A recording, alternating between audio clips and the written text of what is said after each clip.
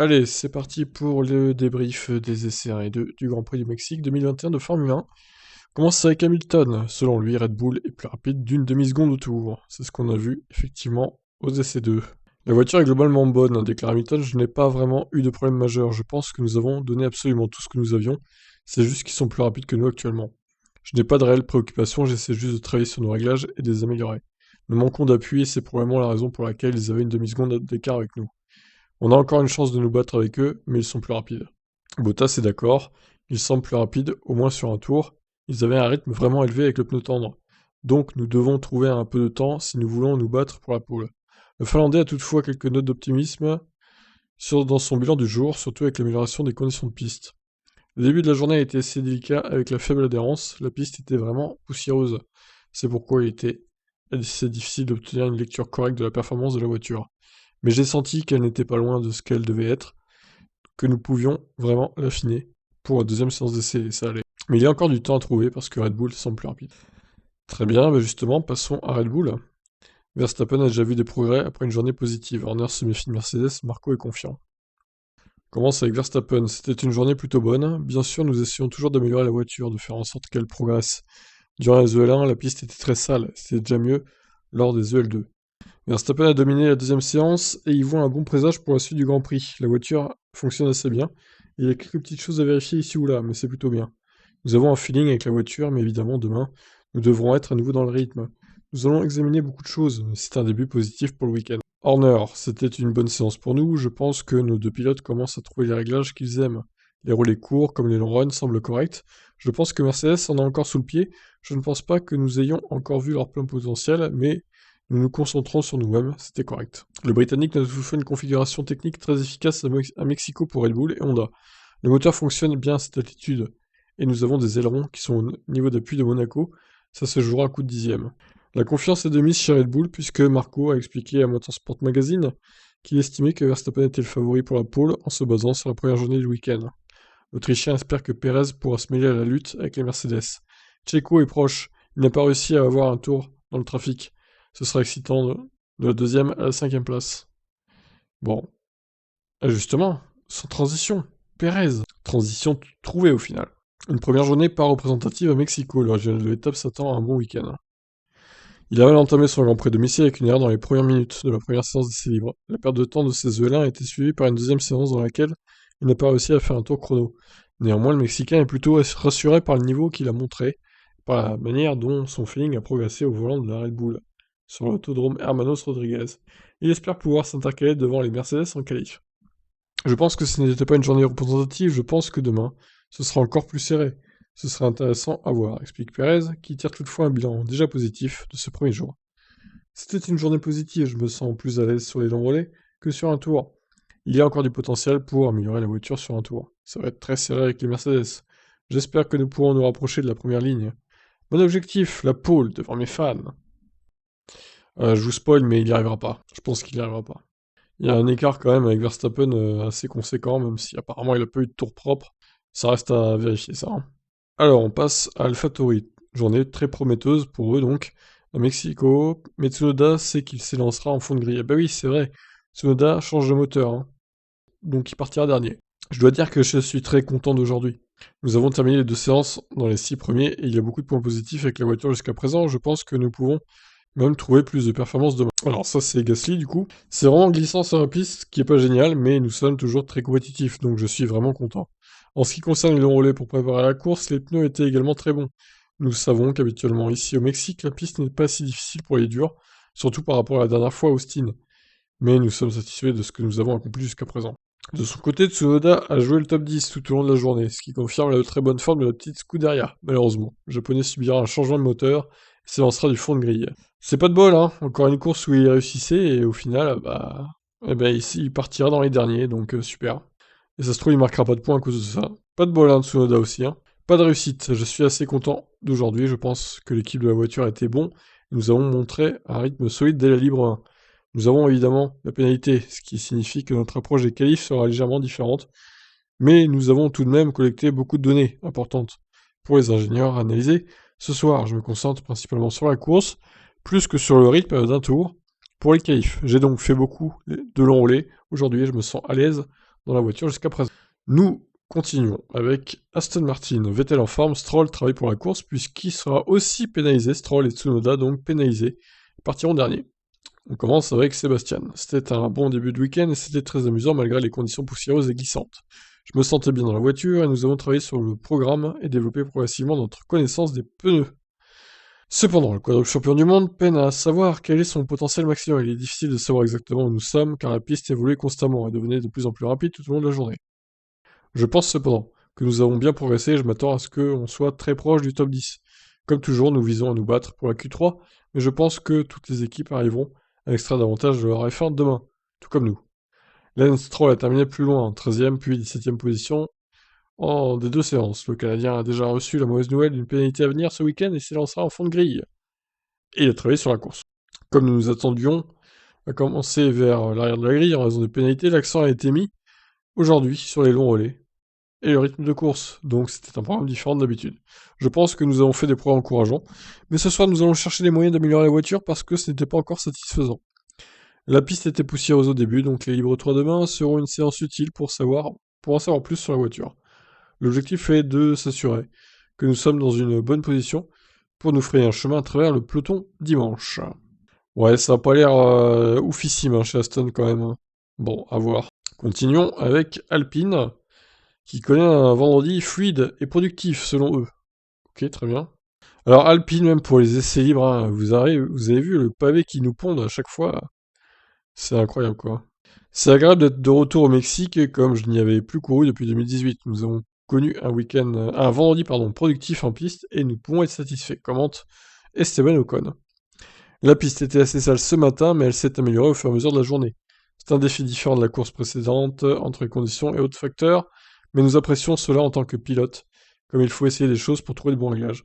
Nous avons réalisé un bon début de week-end solide, et nous voulons construire là-dessus. La voiture s'est bien comportée entre les deux séances, et comme toujours, nous avons du travail à faire d'ici demain pour poursuivre nos progrès. Le circuit offrait très peu d'adhérence ce matin, entre l'altitude et la poussière rendant certaines parties de la piste glissante. Poursuit Alonso. L'amélioration de la piste a été importante, c'est assez évident. La lecture des temps des deux séances, cela complique la compréhension du moindre changement sur la voiture entre les EL1 et les EL2.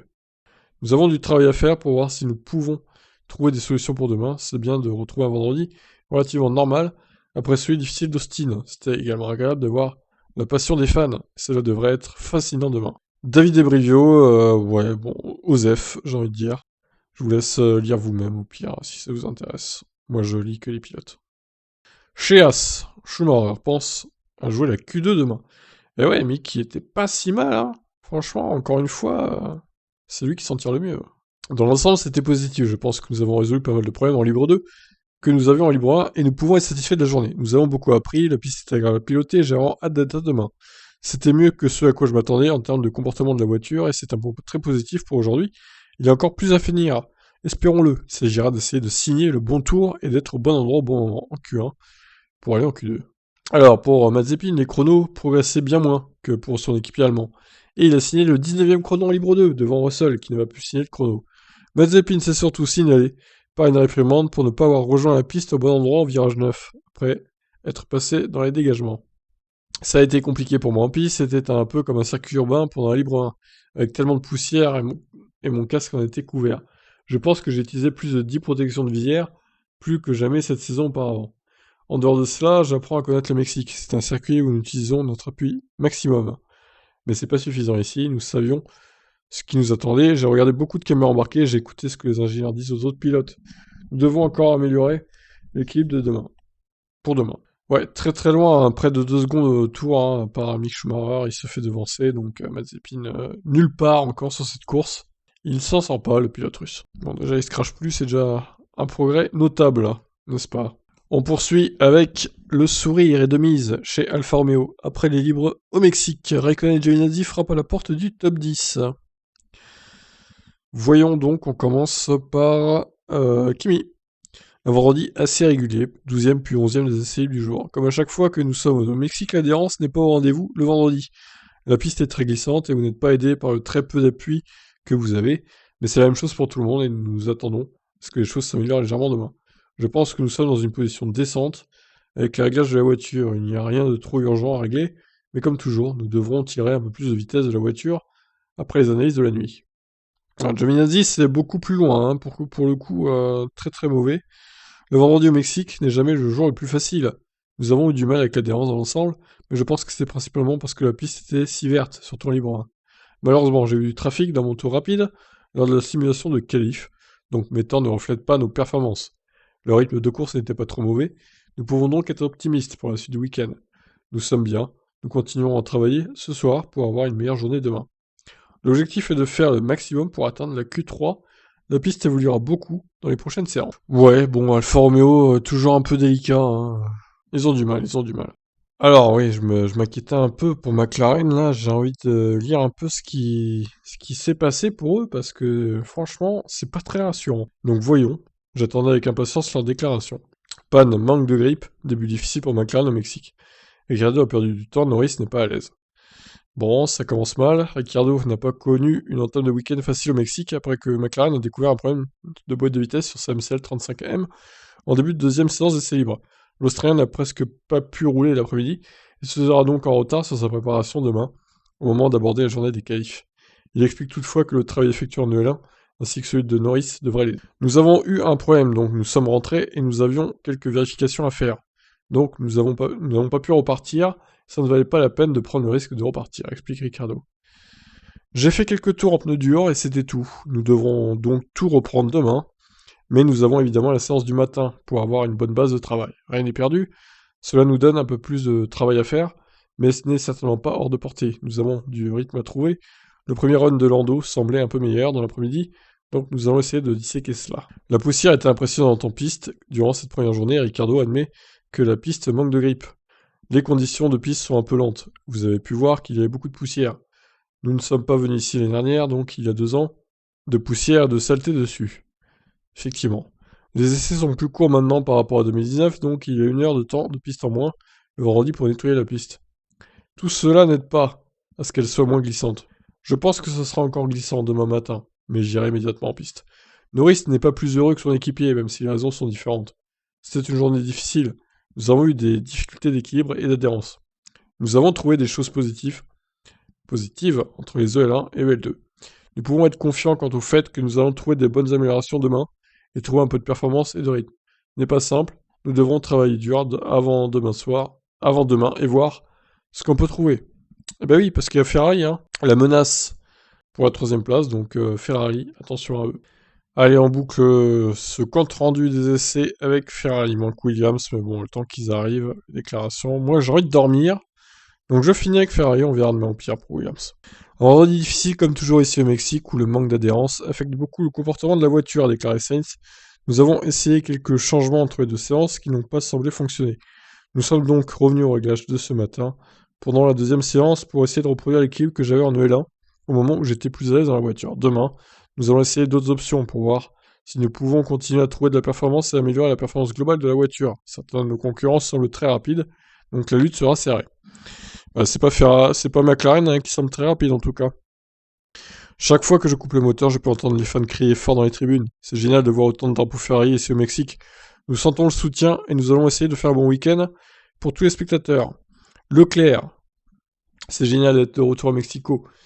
L'ambiance ici est incroyable, comme toujours, avant même d'arriver sur le circuit, c'est vraiment impressionnant de voir autant de fans dans la ville, et nous apprécions vraiment le soutien de chacun. Nos séances du jour ont été assez différentes. Le matin, il y avait beaucoup de poussière sur la piste, ce qui la rendait assez glissante et délicate à conduire, notamment au niveau du freinage.